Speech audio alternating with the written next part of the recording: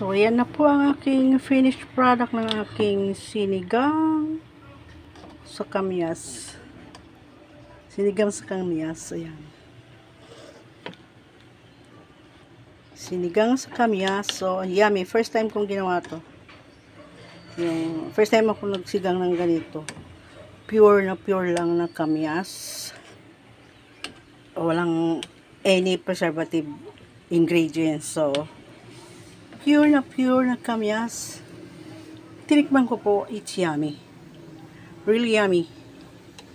Ayan guys, ang aking finished product ng sinigang na kamyas. Ay, sinigang na bangus sa kamyas. Ayan po. So, this is for my lunch. Pag ako nagluto, no? Ayan, kaluto na ako. So, maglilinis na lang ako. Okay po. Thank you guys. Please watch. Please subscribe my channel and thank you for watching. Thank you. Bye-bye. Love you all.